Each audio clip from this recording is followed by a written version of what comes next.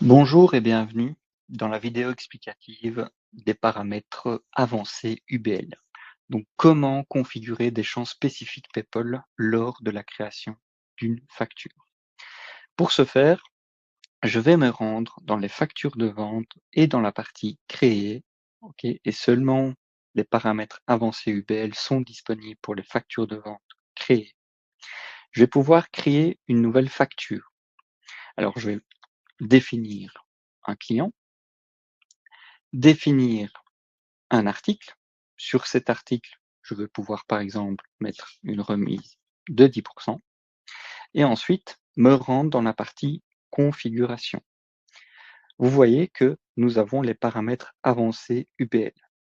Lorsque je clique sur ouvrir, je vais pouvoir sauvegarder et ouvrir cette petite pop-up de paramètres avancés UBL. Encore une fois, ce formulaire n'est disponible que pour les personnes qui souhaitent envoyer une facture à leurs clients parce que leurs clients leur demandent de remplir un champ bien spécifique dans PayPal. Le premier onglet est Informations générales. Vous allez voir dans ces informations générales et à peu près partout dans les autres onglets que certains champs sont grisés. Pourquoi? Parce que ces champs doivent être remplis dans l'éditeur de facture. Vous allez aussi constater, si je descends, que des champs peuvent être remplis. Afin de vous faciliter la tâche, on a à chaque fois mis la référence PayPal, donc la balise PayPal. Votre client doit vous donner, par exemple, le project reference. J'aimerais bien avoir la référence du projet. Si vous descendez, vous avez aussi la référence sur les factures précédentes. Donc, vous allez pouvoir ajouter plusieurs références. Et à chaque fois, lorsque vous ajoutez une référence, vous allez devoir compléter la référence et la date d'émission. Vous pouvez à tout moment supprimer cette référence. Le dernier point est la période de facturation, donc l'invoice period. Vous allez pouvoir ajouter une période avec une date de début. Donc par exemple, on va prendre le 16 janvier jusqu'au 31. Donc je vais facturer de cette date de début à cette date de fin. Si je continue, dans l'onglet Documents, vous allez voir que pour ajouter un document, vous devez passer par l'éditeur de facture. Si je confirme et que j'arrive dans les fichiers joints, vous allez pouvoir joindre des fichiers. Alors, il faut savoir que PayPal n'accepte que certains types de formats de fichiers comme le JPEG, le PNG, le PDF, les spreadsheets, donc tout ce qui est Excel. Mais par exemple, si je viens mettre un fichier de type XML, PayPal le refusera. Ce que Falco fait, c'est que lorsque vous allez ouvrir vos paramètres avancés, dans la partie documents, Falco va vous spécifier que ce type de fichier n'est pas supporté par le standard UBL et donc il ne pourra pas être envoyé via PayPal. Donc tous les documents que vous allez définir, donc tous les fichiers joints que vous allez définir vont être envoyés dans l'UBL et votre client va pouvoir recevoir cet UBL et donc ces fichiers joints dans son outil qu'il utilise au quotidien. L'onglet émetteur, c'est très facile. Falco va reprendre les informations de votre organisation. Il n'est pas possible de modifier ces informations, donc vous allez devoir, si vous souhaitez modifier ces informations, vous rendre dans votre profil et modifier ces informations. La partie destinataire, en fait, ce sont les informations que vous avez et c'est le client que vous avez mis au niveau de votre facture. Donc, vous ne pouvez pas non plus modifier ces informations depuis cette petite pop-up et bien rester dans l'éditeur de facture. Ensuite, vous avez l'onglet livraison. Pour ceux qui souhaitent ajouter des informations de livraison, ce n'est pas obligatoire, vous allez pouvoir cliquer sur ajouter des informations, définir le type d'identifiant du lieu de livraison. Encore une fois, c'est très spécifique à PayPal et vous avez toute une liste que vous pouvez utiliser en définissant l'identifiant du lieu de livraison. avec le nom du destinataire, la date de livraison et ainsi que l'adresse de livraison.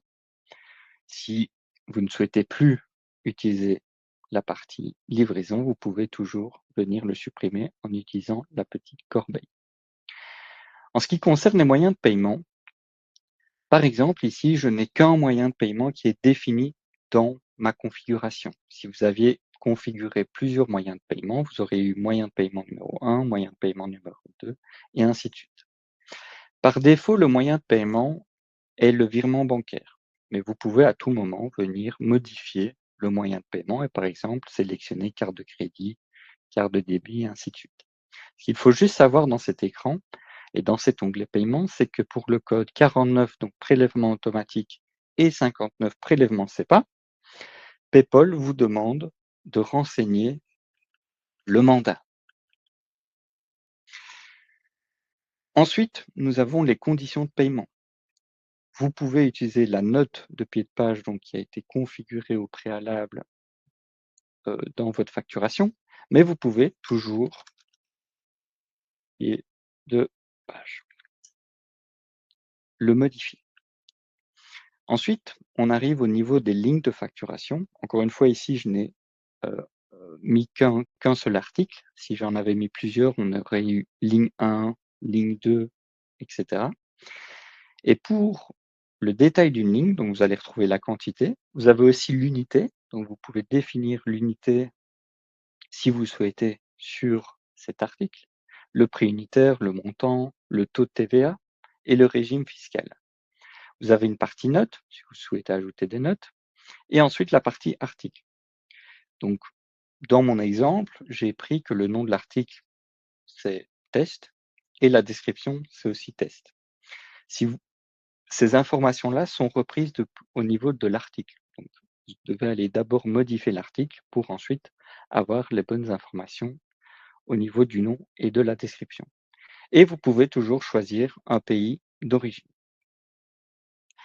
Vous avez aussi les informations supplémentaires que vous pouvez compléter. Donc, si vos clients vous demandent d'avoir le Seller's Item Identification, donc la référence émetteur, vous allez pouvoir entrer cette référence émetteur. Vous avez aussi tout ce qui est propriété supplémentaire de l'article, donc ajouter une propriété, donc par exemple la taille. Vous pouvez en ajouter plusieurs et vous pouvez toujours les supprimer. Vous avez aussi la période des références. Et puisque j'avais mis aussi 10% de remise, vous avez la ligne de remise. Donc vous avez le montant, la raison, le pourcentage et le montant de base. Vous pouvez toujours mettre la description de la raison de pourquoi vous avez fait cette remise. Le dernier onglet est la partie Toto. Cet onglet-ci a en fait un récapitulatif des montants totaux de votre facture. Donc le montant hors TVA, TVA, TVAC et ainsi de suite. Si je confirme, vous voyez que j'ai confirmé, ma facture est prête à l'envoi. Je vais pouvoir l'envoyer et envoyer le document en utilisant le petit avion ici au-dessus à droite. Un dernier point, c'est que si vous changez le régime TVA, par exemple en autre exonération, vous allez voir que quand vous allez ouvrir les paramètres avancés UBL, dans la partie Toto, vous allez devoir remplir une description de l'exonération légale. Donc, mettre par exemple exonération. Une fois que vous avez confirmé votre facture est prête à l'envoi, vous allez donc pouvoir envoyer le document. Voici la fonctionnalité paramètres avancés UBL. Merci, au revoir et bonne journée.